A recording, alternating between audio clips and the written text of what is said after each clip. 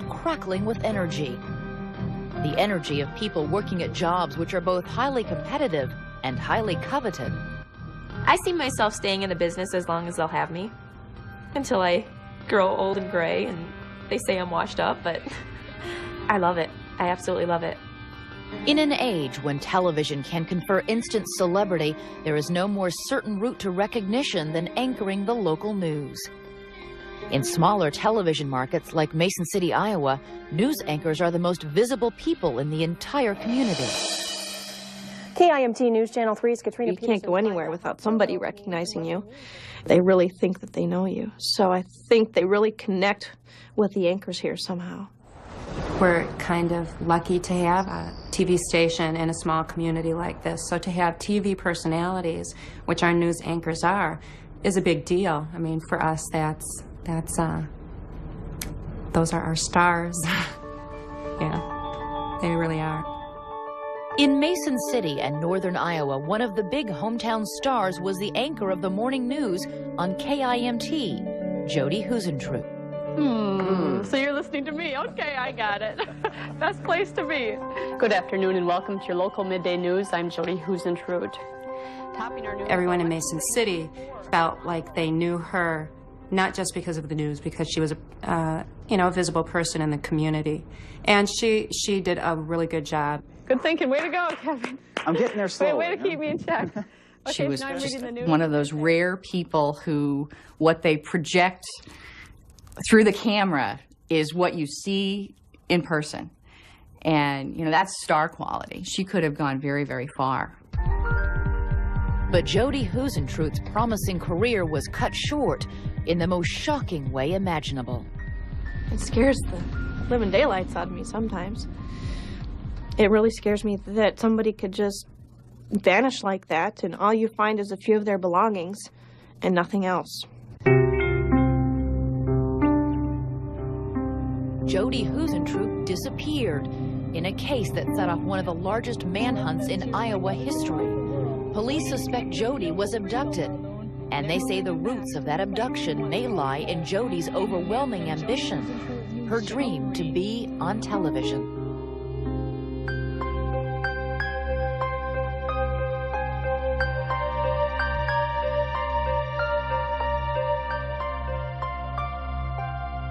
Even when she was a little girl, she just thought she'd like to be on TV. Well, her dad used to tease her, of course, oh, here comes my movie star, and stuff, and you belong in Hollywood and all that. So, but she took it really seriously in high school. It just came natural for her. Jody was a positive person and just fun. We became best friends through high school, and she always talked about being a news anchor. That's what she always wanted to do. And she followed her dream, and she was very much a goal setter, and she met her goals, and that's what she was doing. Jody pursued her media dreams at Minnesota's St. Cloud University, where she studied mass communications. Professors say Jody stood out at a time when more and more college students were drawn to the television spotlight. Lots and lots of young people are coming into these fields because there's that sort of contemporary, sexy, cultural allure. It's sometimes frustrating when you have students who have aspirations that are way beyond their capabilities. Jody was one who had aspirations that were very realistic. After college, Jody's aspirations to break into commercial television led to a job as an intern at KGAN in Cedar Rapids, Iowa. She was very energetic, and she came in the door and said, let me do whatever I can do. She was willing to empty the trash to get in and stay busy. She worked very, very hard, was very sweet, very friendly, put in long hours, and when offered the chance to actually work in a bureau here, she jumped at it. 3, 2, 1. Last time. Good evening. 3, 2, 1. Thanks for joining. 3, 2, 1. Thanks for joining us. I'm Jody Husentroot in Decorah, Iowa. Within 6 months after arriving at the station, Jody was reporting on the air from KGAN's Iowa City bureau. Just like bringing triplets home from the hospital, these two girls and this boy also take some extra care. She was very green, very determined, and she wanted to work her way to the top. Colleagues at KGAN say Jody was a fast learner. After only a year, she left Cedar Rapids for a bigger job in a smaller television market, Mason City, Iowa. Mason City, population 30,000, is a farm and family-oriented community. We thought Mason City was a real safe place for Jody to go and work. It seemed like a nice-sized town. We weren't nervous about it at all, and she seemed to feel that it was a step up in her career. Mason City's KIMT reaches nearly 500,000 viewers in northern Iowa. Jody was groomed to be a morning and noon anchor there by news director Doug Murbach. She had a lot of personality on her tape, and a Midwestern girl who grew up in Minnesota, and our area of coverage is Iowa and Minnesota, so she was a natural fit there.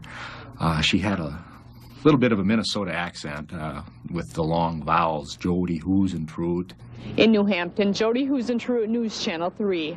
And we thought we could work with that and try to help her get rid of some of that regional dialect that she had. But she was just such an outgoing, gregarious, vivacious, infectious personality that people migrated to her because she was just so warm and genuine. We're against cancer. Robin Wolfram was an evening anchor at KIMT when Jody first arrived. And in the news business, it's not real common that you get extremely close with, you know, your peers, at least early on, because it's such a competitive industry. But we ended up developing just a really wonderful friendship. We both had goals of, you know, being on national television. And we always would talk about it. And being a local, high-profile television personality, I mean, no matter where we went, you know, people knew who we were. Iowans haven't seen a streak like this since 1991. Within months after arriving in Mason City, Jody Husentrut was an area celebrity, and a growing audience for her morning news show reflected her popularity. Some people have that certain something. It's ephemeral, it's difficult to describe, but you either have it or you don't. What was it about Jody that made her pop? She just, her personality. Easily planned for. People just really liked to watch her. However, as time passes, interferences often occur.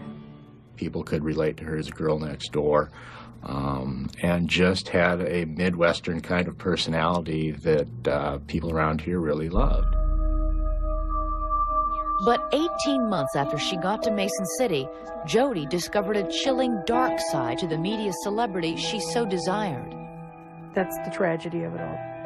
Her drive and skill and talent and ability to become a good broadcast news anchor.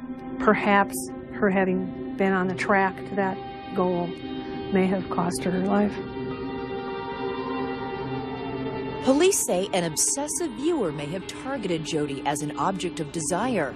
And as the investigation continued, it would become apparent Jody knew she was being followed. When we come back... And she got very, very nervous and was even crying when she called my mom on the phone. Someone had her in his sights, maybe even tracking her like prey. Whoever took Jody knew her schedule, where she lived, knew what time she went to work, and even knew what door she'd come in. Stay with us.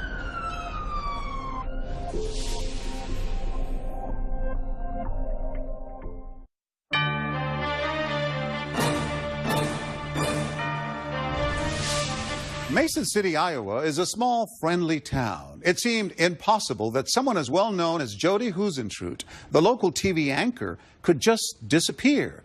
But in the 5 minutes it took Jody to get from her home to the news station, she vanished.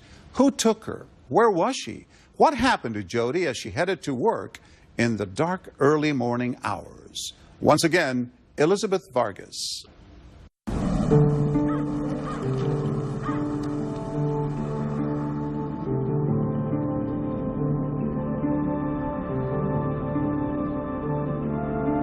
For many viewers in northern Iowa, the dawn brings the morning news on KIMT. Boy, what a story that was. Well, someone else who gives us a story each morning. Jody Husentrut was their first contact with the outside world each and every morning.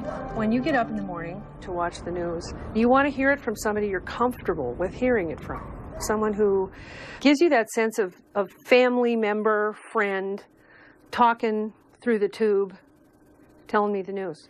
The landing at Plymouth Rock took place some time ago, but today These are the qualities that people like. I think it's intimacy. In the chilly autumn of 1994, Jody feared one viewer was taking that sense of intimacy too far. She was convinced a suspicious van was following her. And she got very, very nervous and was even crying when she called my mom on the phone. So after that, she was taking even more precautions. Jody reported her fears to the Mason City Police. She thought she was being followed one morning on her way to work, and she made us aware of that right away, and we gave her escorts a few times after that, and no problems, no further problems. But you took it seriously the first time when she thought somebody might have been following her? Yes, and so did she. She was aware of her surroundings, and she had taken self-defense courses. My husband teaches martial arts, and we were giving a free self-defense workshop at our health club. She alluded to the fact that she just wasn't feeling comfortable with her situation, getting up early in the morning and going to work by herself.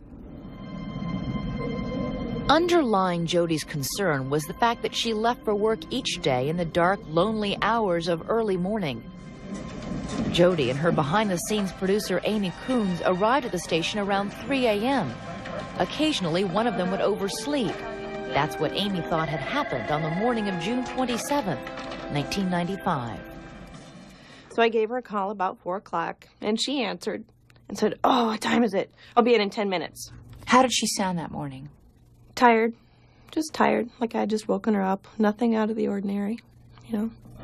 Jody lived only 5 minutes from the studio. When she didn't arrive at work by 4:30, Amy left a phone message, and then another. I called about 5 o'clock, left her another kind of frantic message saying, "Jody, come on, if you fell back asleep, wake up, come on, we need you here." Honestly, at first I was really mad. I thought I had to edit and write and put everything together, hoping that she'd show up, you know, in like 10 minutes before airtime. But when the 6 a.m. airtime arrived, Jody's anchor chair was still empty. Amy filled in. When there was still no sign of Jody by the show's end at 7 a.m., Amy called the police. But why didn't you call the police sooner, before you went on the air? I thought, oh, it's Jody, you know. I mean, there are times when she came in at 5:30, just, "Oh, sorry, I'm late." And, you know, I did the same thing. I don't know. I don't know why I didn't call the police, and so many people have asked me that before, but I just didn't think anything could be that wrong. I really didn't. But when police arrived at Jody's residence, things seemed very wrong very quickly. Inside her second-floor apartment, everything appeared to be in order. But in the apartment parking lot, evidence around Jody's red Mazda Miata immediately suggested she had not disappeared voluntarily. There was obviously a struggle outside of her car door. In fact, we believe she actually had the key in her door lock and unlocking it at the time that she was grabbed from behind. Why do you believe that? Well, because the key was bent. We found the key bent and out of the door lock. Jody's apartment bordered a small park, a convenient hiding place, police say, for either someone close to Jody or someone who'd been stalking her long enough to know her routine. Whoever took Jody knew her schedule, knew where she lived, and knew what time she went to work and was patient enough to wait even after she overslept. Knew her car. And even knew what door she'd come out. What were you able to deduce about what kind of struggle took place? Because of the large amount of items that we found struggled and the area that those items actually covered, it was very apparent that she was fighting for her life. Over a trail that stretched across the entire parking lot, police found not only Jody's car keys, but a pair of her shoes, jewelry, a can of hairspray, and a blow dryer. Items she usually carried to work. One of the police investigators gave me a call and said, "We think maybe something happened to Jody." You feel like somebody punches you in the stomach and you've lost all the air. You know, you're just like, ugh. You can't believe what you're hearing, and you don't want to believe it. Had she ever talked to you about any fears that she had or any concerns about Somebody acting oddly? We had talked about that before. We thought, you know, this small town, everybody else in the world is asleep at that point. You know, something could happen and nobody would ever know. I mean, we had that conversation. That's why it scares me so much, you know. Here I go.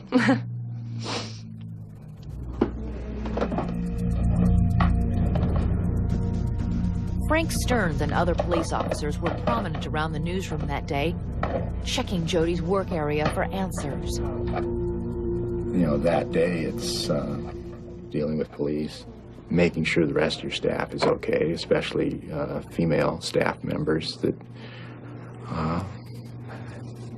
are experiencing some pretty personal, terrible things when one of their friends and coworkers is missing. And it was tough. And because I knew her so well, I mean, I just visualized a lot of things that, you know, possibly could have happened to her. And it was really difficult, you know, to think about that kind of stuff.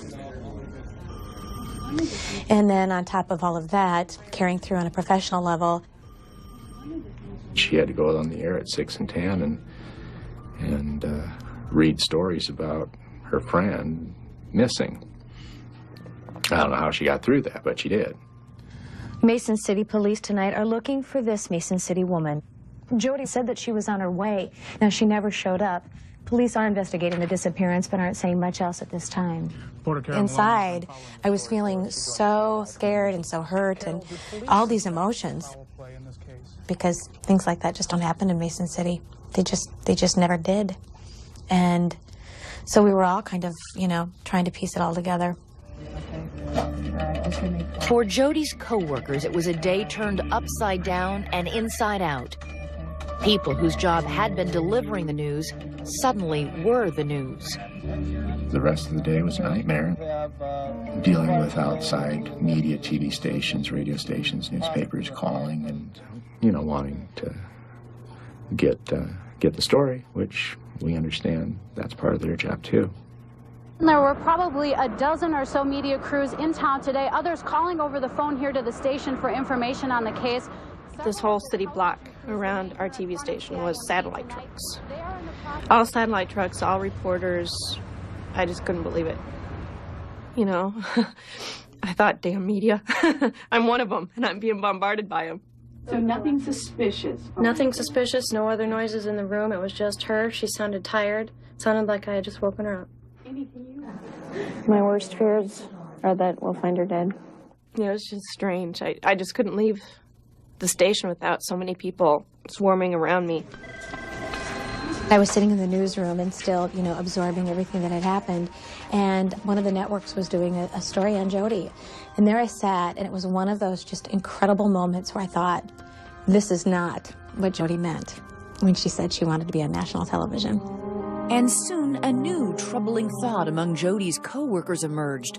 Could it have been somebody at the station? When we come back. Suddenly everyone became something of a suspect. I know many of us here thought, could it have been you? Could it have been you? And could someone else be in danger? I was scared that whoever did this was watching me, just like they were watching Jody. Stay with us.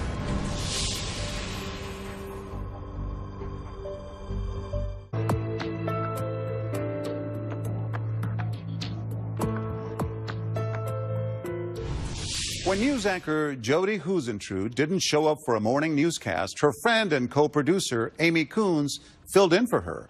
The hours turned into days, and Amy remained in the anchor seat, fueled by an adrenaline rush of too little sleep and too many frightening questions. The biggest one of them all being, where was Jody? Elizabeth Vargas continues our story. Live from KIMT News Channel 3, this is Daybreak. As you can imagine, it's been another difficult day here at KIMT. It's been more than 24 hours now since the mysterious disappearance of News Channel 3's morning and noon anchor. I was kind of a zombie for the first week, trying to just cope, you know, trying to do the job, trying to do the interviews, because we wanted to get the word out there that, hey, we need help. We don't know what happened to our morning anchor. The day after Jody disappeared, police began a search of the rural areas surrounding Mason City. It was extremely nasty. On the onset, that day and the day after and the day after that, we had people from several different departments, other police departments in here, helping us search, as well as the dogs and the helicopters. I still see the video over and over in my head of the dogs in the fields and the volunteers on boats on the Winnebago River. And those just very vivid. What do you hope for in those times? Do you hope they'll find something, or do you hope that they won't? Oh, good question. A little of both. You hold out hope that they don't find anything, because that means she's still maybe alive somewhere. The searches turned up nothing. Hopeful on the one hand, worrisome to police on the other. In our profession, you realize more time that goes by, the less the chances are of ever finding her. Within days, the FBI was brought in. Within hours, the Division of Criminal Investigation, our state police, were brought in. Within the first day or two, the numbers grew into over 100 law enforcement people that were either searching or doing interviews, looking for Joni. At the height of the investigation, Mason City Police called this the War Room. It was outfitted with a dozen phone lines. Officers manned them around the clock. It became one of the largest manhunts in Iowa history, with police officers interviewing more than 400 people and tracking down at least 1,300 leads. The investigation got so big, so fast, that people who knew Jodi years ago were questioned within days. The police called me a few days after the disappearance and wanted to know what my relationship was with her, and I told them that we routinely sent letters to each other and called each other, and we were good friends. Suddenly everyone became something of a suspect because it was so uncertain what happened to her. So yes, everyone connected with her life. I know many of us here thought, could it have been you? Could it have been you? Among those who drew the early focus of police attention was Mason City businessman John Van Cise. He had hosted a surprise 27th birthday party for Jodi 4 days before she disappeared. She wasn't dating anyone exclusively. She had an older friend. He was about 50 years old, John Van Cise. I knew how much fun they had together, and I knew that he wanted her as more than just a friend. And Jodi had talked before that we've talked it over and we're just friends, and John knows that, and we still hang out and still have fun together. The evening before she vanished, Jodi had gone to John Van Cise's apartment to watch the video taken at her party. We learned that he was the last person to see Jodi alive that night. He told us that everything was fine when she left his apartment. And there was no evidence of a souring of a relationship, or perhaps one person wanting a little more than the other person might have wanted, anything that might have led to a quarrel? We didn't find anything that may have led to a quarrel. We found that John had strong feelings for Jodi. And I think that's obvious in the news clips and the hours and the days right after Jodi's disappearance. But she just meant so much to me, and we had so much fun together, her and her friends. And I even named my boat after her because just because she's Jodi, and she's been such a big part of my life here lately, and she just makes me feel so good and feel great about things. That's Jodi. I mean, you can't help but love that woman. You just can't help but love her. Police asked John Van Cise to take a lie detector test. He passed it. For those who knew Jodi and for police, the early days of the investigation left them feeling very far from any answers. It eats away at you a little bit at a time, you know, the first 24 hours, then the next 48 hours. And then you're into the fourth day, and yeah, you're at a pretty low. Were you dealing with Jodi's family and friends? Oh, of course, yeah. But it's hard. It's really hard to stand by and watch family agonize over that. My mom just couldn't handle it. She couldn't cope. She was 45 when she had Jodi, and that's probably why they had that close bond. You know, she was her late-in-life baby. And then my dad, he died of colon cancer when she was 13. It wasn't always easy for Jodi in that respect, but she was just our pride and joy. I couldn't have had a better kid sister. She was perfect in my eyes, and to have had this happen, you know, it's really devastated us.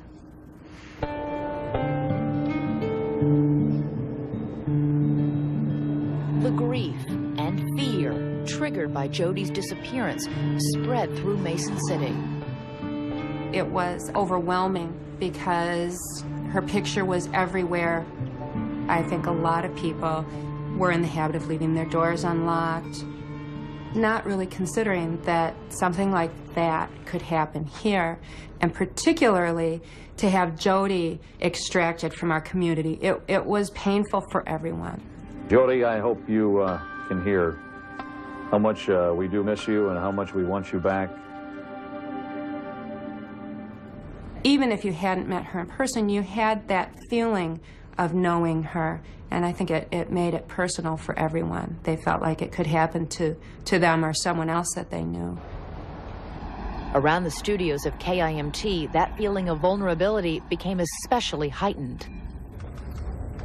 After about a week, I was called into the news director's office with the general manager and the FBI and the chief of police. I was told that there was a man who was on the internet in a chat room who called himself Captain Kidnap, Kid for short, and he was conversing with someone on the internet that there were plans for my abduction, that I was going to be next. The kidnap threat remained just that, but it fueled fears about who may be watching, on and off camera. I was scared that whoever did this was watching me, just like they were watching Jody, like they planned it all out. And I wondered why they chose her instead of me. You know, it's like you feel grateful, feel relieved, but you feel guilty for thinking, phew, it was her, not me, you know? It's just crazy. It's incredibly frightening to think that they may have been watching the station and watching her come in the front door and figuring out when she came in and when she left. Not just her, but other people that worked here also, and that's chilling. Now, two questions haunted the press and the police. What happened to Jody, and was it going to happen again? When we return, fear spreads through the newsroom. There's a real segment of the population that's not harmless. These are the people that feel as though you belong to them. And it seemed as if Jody's disappearance might be just the beginning. He had called and said that he was going to kidnap me and rape me and kill me. Stay with us.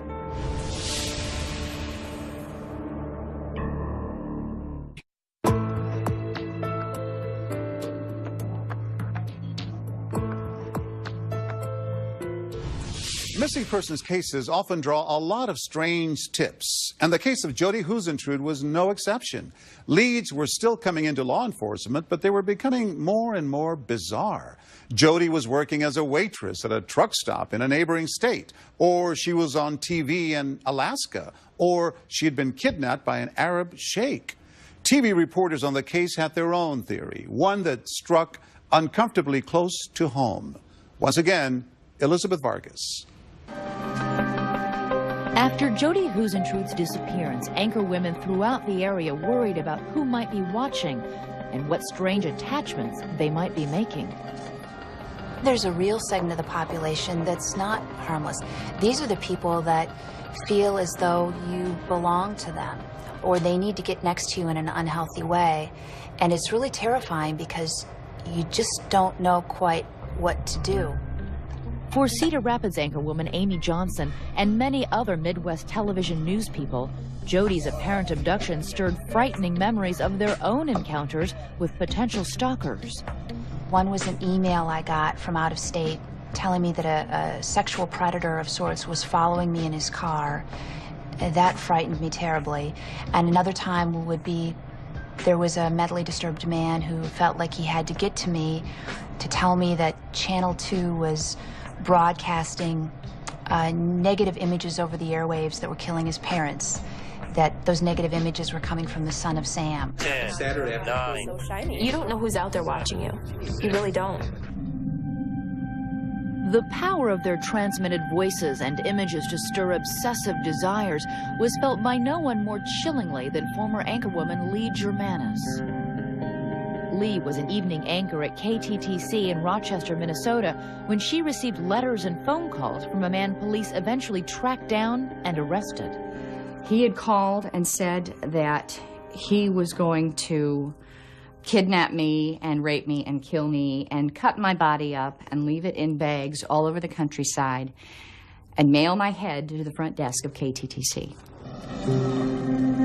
Lee lived in rural Minnesota at the time and says she never got over the fear of wondering who might be watching and waiting.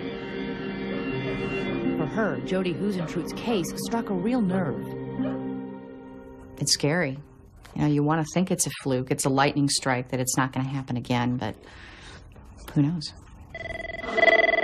The television press attacked Jody's story with a vengeance, an urgent drive to find out what happened to one of their own. With police so far coming up empty-handed in this case, it leaves everyone... We tried to do something every day, even if it was the smallest tidbit. We were chasing leads that the police were chasing, even if they had a strange car that they were looking for, a make or model of a car. We made a whole story out of that. Okay, we're certainly hoping for the best. It's nice to see all the support. It just seems unbelievable to me that she could just vanish off the face of the earth, and none of those leads ever came to any kind of fruition at all. I'm just now finally openly dealing with some of the feelings and some of the anger and... Anger at whoever did this. And anger that we can't figure out what happened. Anything you do that might somehow lead to a break and help lead to find out what really happened to Jody, I believe strongly in doing. Most victims aren't people that are in people's living rooms every night, and that made her different. Crime reporter Caroline Lowe at WCCO in Minneapolis did some of the most enterprising and aggressive reporting on Jody's case. Police tied this man to last year's string of rapes. He should automatically be investigated because he lived in Mason City when Jody was abducted. WCCO focused on a man later convicted of rape in Minnesota, lived just 2 blocks from KIMT when Jody disappeared. One of his cellmates had been saying some things and reciting a rap rhyme that indicated where Jody might be.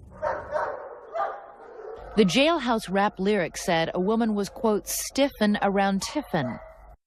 WCCO spearheaded a search of a remote farm in Tiffin, Iowa, using police cadaver dogs. The Mason City police came and the dogs checked out the farm. 2 of the 3 of them had what they call full alerts, which in cadaver dog language means that they detected the odor of human death. And that means, to their owner's interpretation, at some point there'd been a body there, some kind of human remains. The target of the WCCO report, convicted rapist Tony Jackson, called the station to strenuously deny any involvement with Jody Huisentruit. The police, working with both state agents and the FBI, say that well-intentioned television detective work isn't likely to be telling them anything new. There's nothing to indicate to us that the subject in Minnesota had anything to do with it. This man's name is Tony Jackson? That's correct. Did you interview Tony Jackson? Yes, I did. And what did he say at all? Well, I can't get into the interview, but again, nothing in that interview led us to believe that it has anything to do with this. It's got to be unusual to be investigating a case that you probably believe might involve a homicide by this point and not have a body. That makes it very difficult. Makes it very difficult. In a normal homicide, you can usually narrow that down and count the people on one hand as to who has contact with that person or would have the opportunity. In Jody's case, because of the large viewing audience, it's really difficult. It could be anybody. Sure, it could be anybody. Somebody that was obsessed with her, watched her on TV. Could be anybody with a television set. Anybody with a television set. As the months of the investigation turned into years, hopes that Jody would ever be found alive steadily dwindled. And sadly, not much new information about her disappearance has been uncovered. We still see her picture and the yellow ribbons every day that we come to work.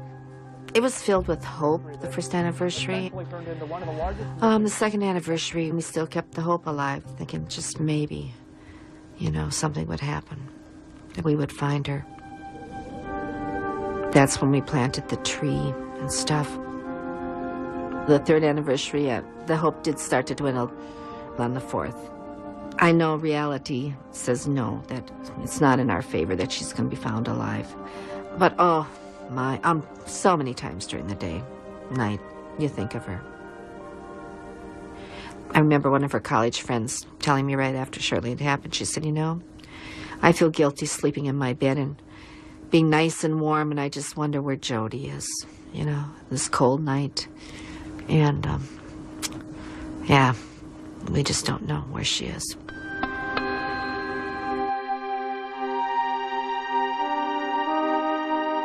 And as the years rolled on, another question would haunt her friends and family. What if the man who took Jody was still out there? What if the killer's watching? What if his former girlfriend's watching? And what happened to the people she left behind? I felt awful doing her position. It's something I had always wanted, but I didn't want to get it that way. Stay with us.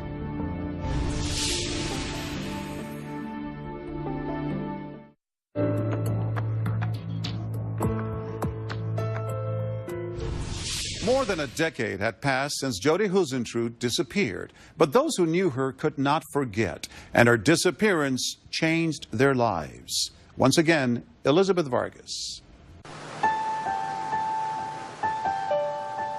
Mason City, Iowa anchorwoman Jody Huisentruit disappeared in farm country. Time has not healed her family's wounds, nor eased the frustration of those trying to unravel the case. Once you've connected with something like this, it stays with you, you think about it, and you just wonder what else you could be doing. It's still with me every day. When I sit down at my computer, her picture is there next to some other victims' pictures, and you think about it. 8 years after Jody's disappearance, Minneapolis crime reporter Carolyn Lowe went on to get a second job as a police reporter. What if the killer's watching? What if his former girlfriend's watching?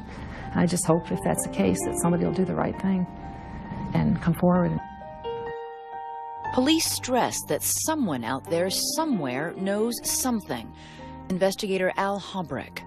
The investigation is still very active. We get rumors, tips, theories, things like that, and we will continue to follow up on those as they come in.